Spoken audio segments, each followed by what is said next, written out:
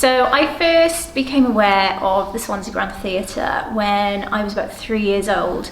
My cousin, my auntie, had asked my mum would I like to come along to see a show.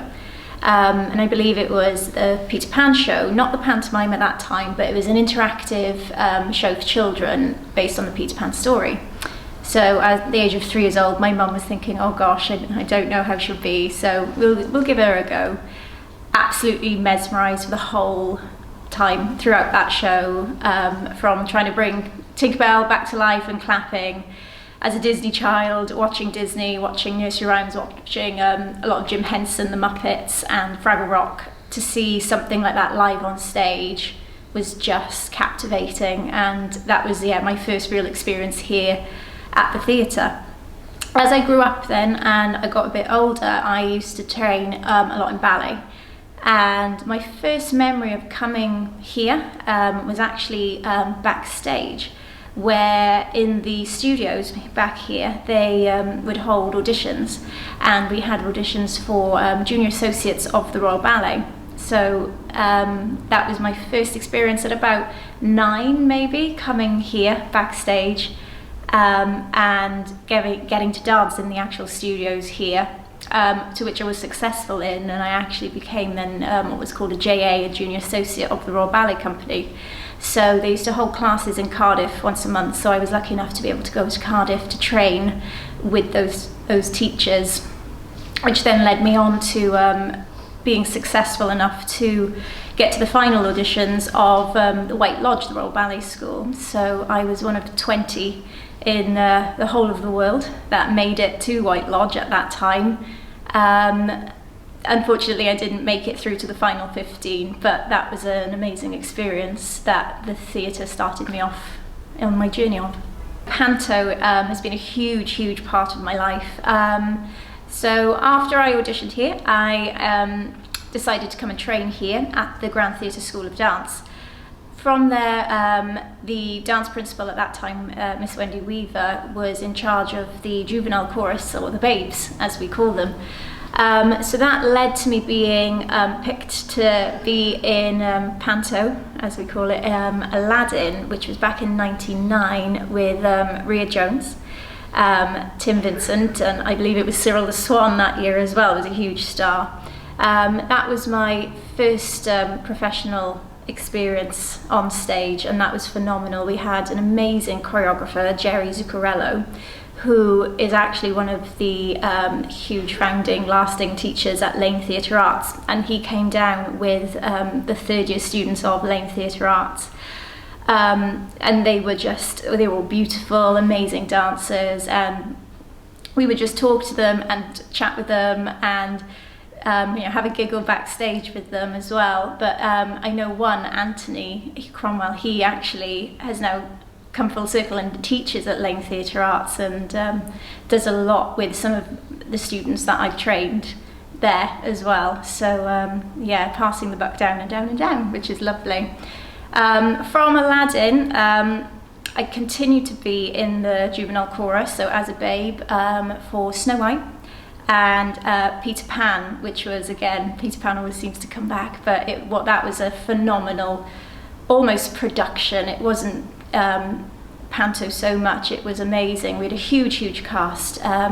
We had the acrobat teams, we had the dancers, we had the babes, which were the lost children at that time, as well as you had your Captain Hook, who was Boise, John Chalice, and he was amazing, with Dora Bryan, who was a scream. And again, amazing choreographer, Wilmot Murray. He was a huge inspiration to myself to this day. And yeah, that was really phenomenal. That then led to the year after, when we came to do Goldilocks. The pantomime company were looking for senior dancers, so they were providing 2 professional boys, 2 professional girls, and they were looking for 2 teams of 8 girls to perform on stage in the company, in the cast. So I was lucky at the age of 16 to be cast in my first professional job as a pantomime dancer here in Swansea Grand. And again, that was just a blast. It was a lovely step up from being a babe. But yeah, an experience I hold really dear to my heart. So obviously that took quite a lot of discipline and stamina back then. So at that time I just turned 16, so I was still in school, and I was studying for my GCSEs. So I would be going to school in the morning, finishing school at 3 o'clock, and then quite literally changing in the car, rushing up here to start rehearsals at 4 o'clock, which we'd probably finish at about 9, if not maybe 10 o'clock at night. And we did that for about 2.5 weeks, I would imagine, and again on weekends, or we would come in for about 10 o'clock. And we probably wouldn't leave until about 8, 9 o'clock at night, if we were lucky. And then obviously we had to have some time off school, which my school particularly weren't very happy about, as I'm a very academic student. But I was doing my GCSE mocks at the time, so my exams were worked around my panto schedule for my tech run and the dress run, and some exams I'd have to go in a little bit early, and I'd have my leotard on underneath my school uniform, ready to run up to the theatre for lunchtime to jump straight on stage.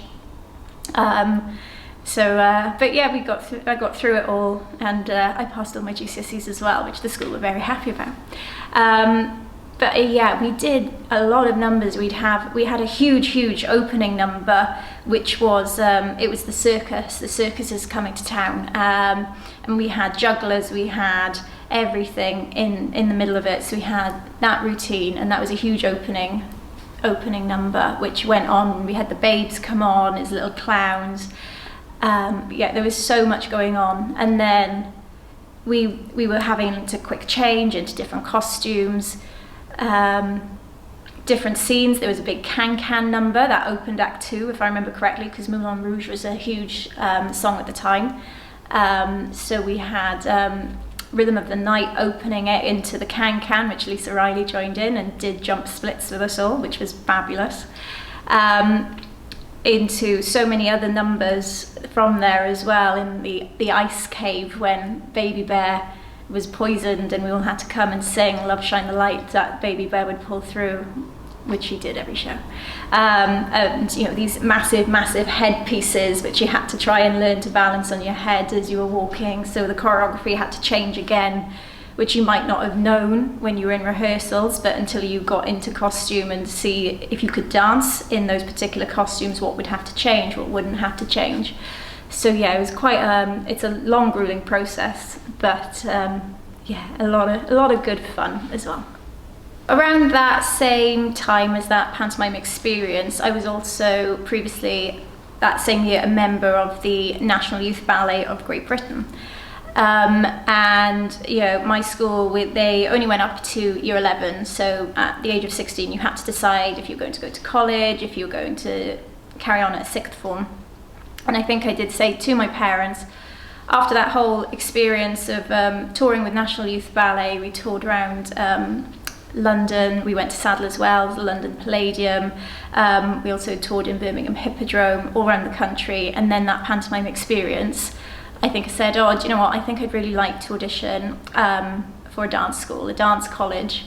And my parents are both academic teachers, and you know, very much, oh, I don't know, but do you know what, why don't you have a try and have a go for experience? Maybe in a couple of years time you might change your mind, but it's a good experience for you to have if you want to go for it at 18.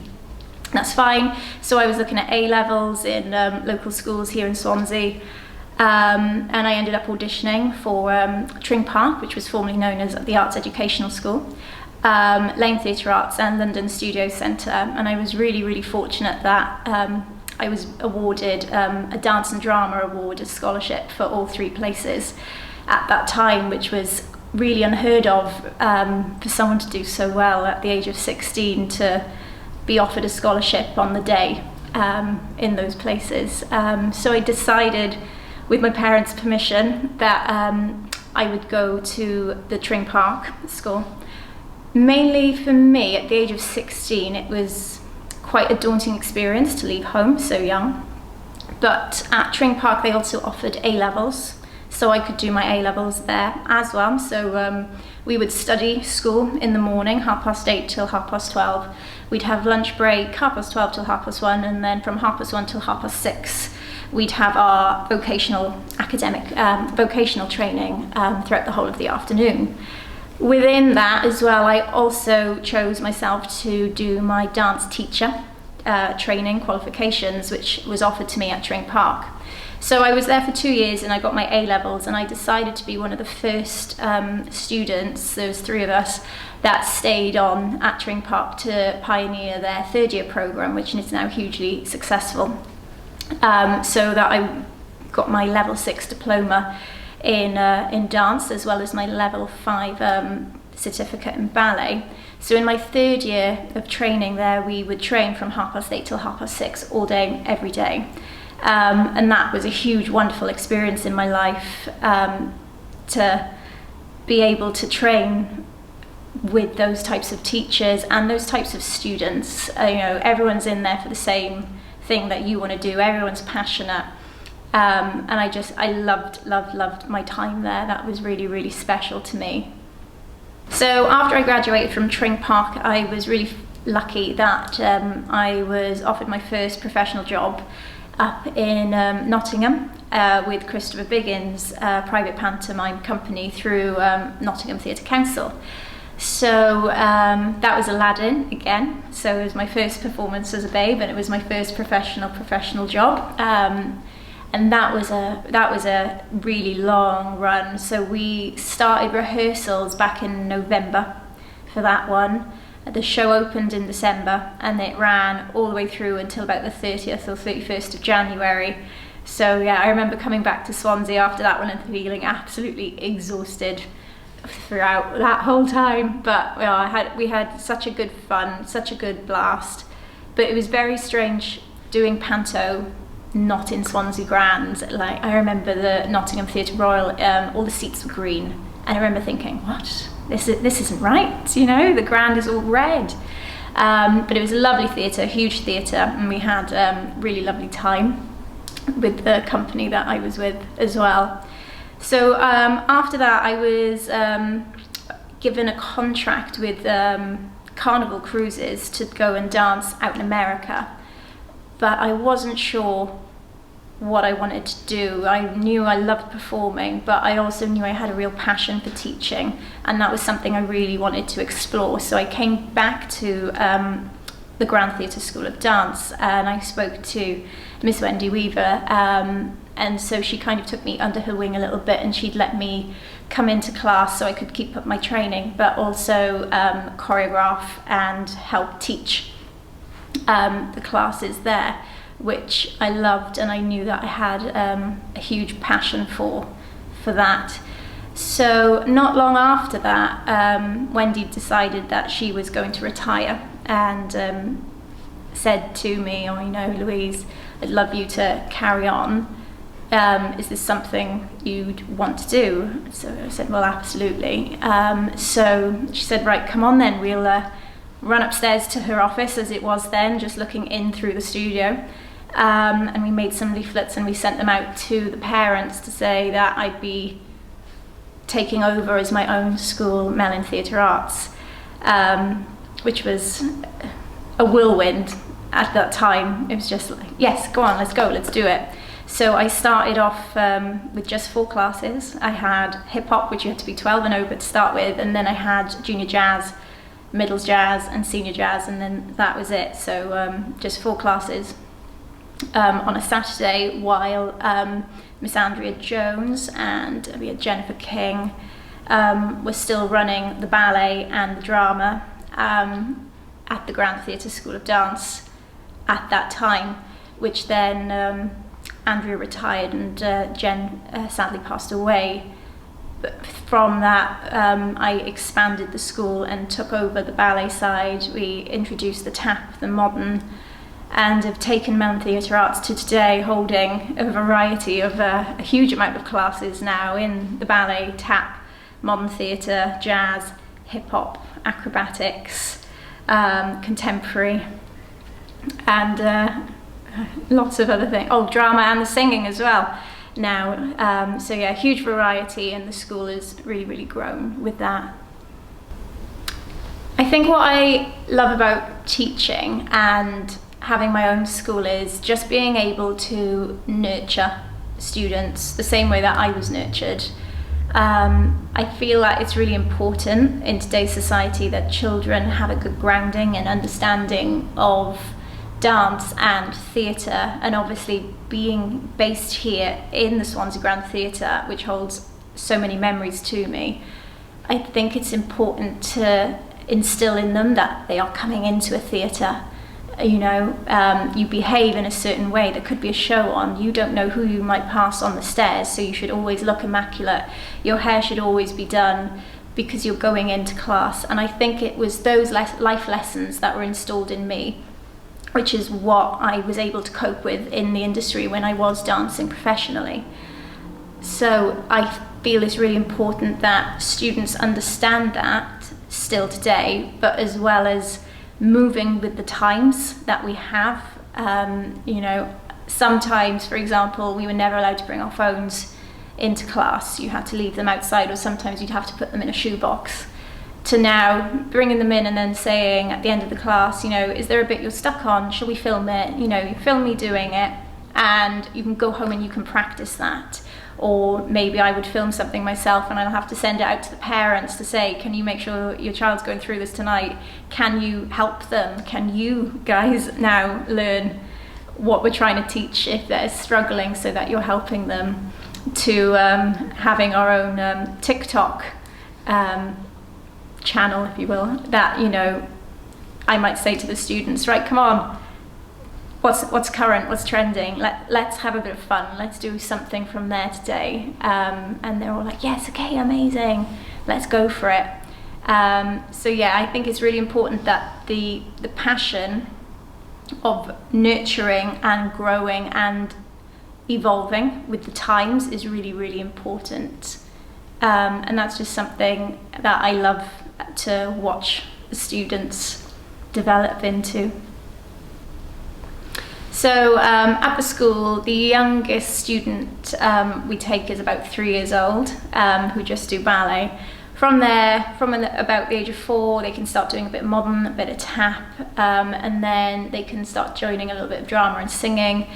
And when they get to about 7, they can join in the jazz, the hip hop, the acrobatics, and we take them through exams. So we are qualified with exam boards with the RAD, the Royal Academy of Dance, the ISTD, the Imperial Society of Teachers of Dancing, LAMDA, the London Academy of Music and Drama, and we're also with Acrobatic Arts, which are a new syllabus that have come over from America, that are enhancing dancers to train in a gymnastics environment but based for dancers. So that's a really interesting program.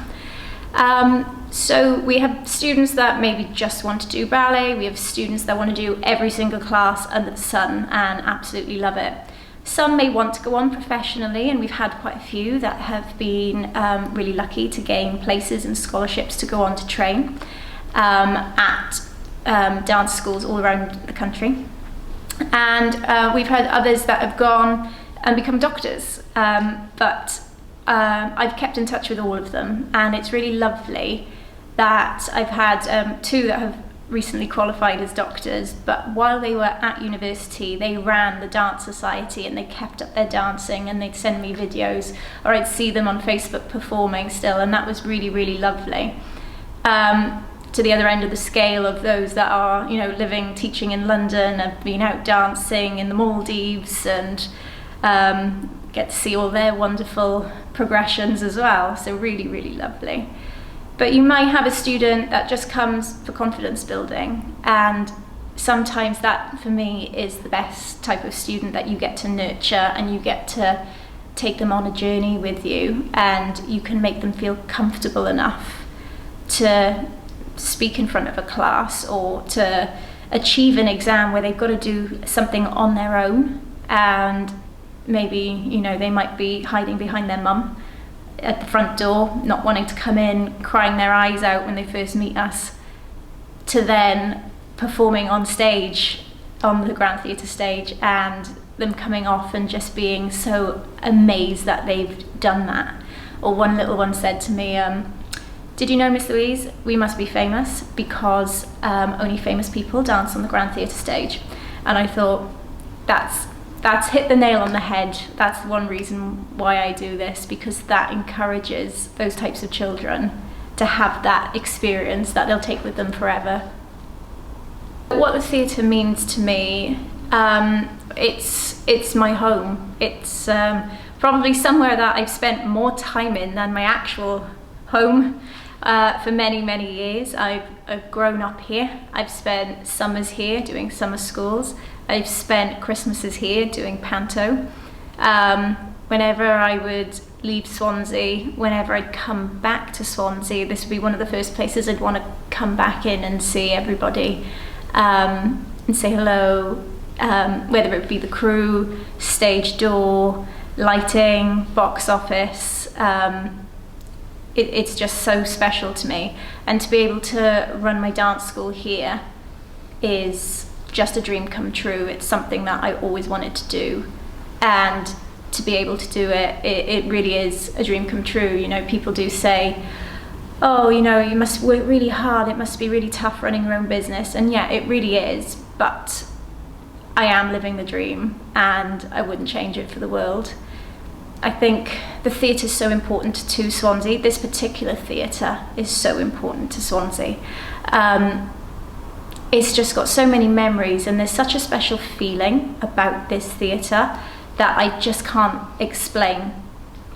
When you step into the auditorium, just something hits you, whether it's the smell, whether it's the lights, whether it's the colours, I don't know, but those whole things coming together just make this theatre so special, and I've never experienced that in another theatre that I've worked or performed in around the country. Whether I'm biased or not, I don't know, but there's something definitely special about this theatre to the people of Swansea. A huge benefit of being here is to be able to give children the same opportunity that I was given to perform on the Grand Theatre stage, and it's a real magical experience, especially if we are backstage in the theatre anyway, rehearsing in the studios that are absolutely stunning studios, all purpose built, sprung floor, the mirrors here are beautiful. You won't get any better studios throughout the whole of the country. And I remember going to other places to do workshops and thinking, oh no, like this isn't a studio, because we've been so spoilt here. But when you announce something like a show, or you say, right guys, you know, we're doing a show and you're going to go on the Grand Theatre stage, you often see the kids' faces go, oh, what, me? I'm going on that stage. Or they think, you know, if I say, oh, well, you know, have you seen panto? Have you seen any show that's come here recently? And they'll go, yeah. And I say, well, that's going to be you. You're going to get to the chance to go up there now. And you just see them go, oh my gosh, I can't believe this. We're getting to do this. And the first time you kind of take them into the wings, you hear them all gasp like that. Oh my gosh. And, you know, the curtains will be in, the main curtain will be up, and you get to see all the house lights lighting up the stairs and the chairs throughout the auditorium, and they'll just stand there for a good couple of minutes looking round and being absolutely mesmerised. And it's just such a lovely experience to be able to, for myself as a teacher, to give that back to the community is amazing. So we were so lucky to be asked to perform in the Grand Theatre Gala, the 125th birthday of the theatre. So about a week before the gala, 7 days before, we actually had our own school show on the stage celebrating Mellin Theatre Arts' 10-year anniversary show. So we had been rehearsing for that, and we performed a Ukrainian themed dance, a Gopak dance, that my original teacher, Wendy Weaver, had choreographed. And the music is actually a recording of the Hungarian orchestra. playing this tune that she performed out abroad. So we were really, really lucky that she had said, yes, okay, I'll come in and I'll go through this with you and we'll rehearse it and we'll put it all together. As the students were really passionate about wanting to do something for Ukraine, they just didn't know what. They didn't want to do just a typical little fundraiser. So we decided that we would perform a Ukrainian dance. And all of the costumes that were made, they're all designed and hand embroidered by Wendy herself. So there's 14 costumes, all hand embroidered, yellow and blue around the ribbons, yellow and blue around the hats. And we started rehearsing that probably in the January. So this dance originally is about 7-8 minutes long that we performed in our school show. But for the gala, we did a watered down version. So we managed to get it down to about just under 5 minutes. So from rehearsing it January to performing it in July, we had some people away on holiday. So myself and another girl stepped in, and we performed it in the gala as well. So we had to then reblock and rehearse everything for another 5 days, every night, a couple of hours solidly, to make sure that it was up to scratch for the Grand Theatre Gala as well. We then had to re-choreograph from scratch 3 other dances, which we had to do in 5 days. So that was quite interesting and stressful, but we were fortunate that we had our show, so we could revamp a little bit of choreography that we'd previously used that fitted in to some of the Oliver section, some of the Mose section, but everything else was done totally from scratch. Warm Wind was done totally from scratch, and most of the Mose rap was done from scratch, which we'd gone and we'd choreographed everything and we did the whole number. To then when Mose came in and we thought, you know what, when Mose comes on stage, this doesn't look right, we need to go. So we had to end up cutting a load of choreography as well that we'd been rehearsing for about 3 or 4 days, about 3-4 hours in the evenings as well, in the middle of the heat wave in the studio, which if you know the Grand top studio, it's full of glass, beautiful ceiling, but it's like a greenhouse. So we managed to work with the Harry Seacombe Youth Theatre as well, so we were combining with them whenever we could to get together for the Oliver section. So it was all systems go, but it really paid off. As a young teacher starting off, I was about 21 when I first started teaching. Compared to now, today, how I've evolved as a teacher has to be down to the amount of CPD courses that I do with the societies that I'm with. That's led me to also become a Pilates instructor, which I love, and I've studied Pilates again since I was about 16. And that has been an absolute godsend to me and my body, and is something that I actually try and train with the students to do as well. The courses and the qualifications that I've done with the ISTD, the Imperial Society of Teachers of Dancing, has led me to gain dual fellowship status in modern theatre and tap. So that currently leads me to being one of the highest qualified teachers in Wales and holding the top qualification throughout the country as well. So one of my funniest memories of being here at the theatre, so we were doing a summer school, which we always did every 2 weeks of the year. And every 2 weeks, whichever 2 weeks we picked to do summer school, they were always the hottest 2 weeks of the year. So I was a teenager at this point, so we were the oldest in the school, and Miss Weaver would put us in one of the dressing rooms opposite the green room, which had no windows, but we could shut the doors and it would be quiet. So if we could make noise, no one else would really hear us. So that was always our dressing room every summer school. So one day it was particularly hot. We'd been training really, really hard, and we had an hour break. So we thought, oh, okay, we'll just lie here, we'll turn off all the lights, we'll shut the door, and we'll just lie here in the dark, and we'll try cool down. And one of the girls thought it'd be a good idea to start saying some horror stories, which was not my cup of tea. So I said, no, please don't. There's a couple of us going, oh, no, don't. There's a couple going, yeah, go on. So she said, oh, have you seen this film called The Candyman? Me being me, no, absolutely not. She said, oh, well, if you say his name 3 times, he'll come out the mirror and he'll kill you. Wonderful. So being in a theatre dressing room, you are surrounded by mirrors. And so she starts saying it once, Candyman. We're going, no, please don't. Candyman. I was thinking, oh, here we go. No, I can't listen anymore.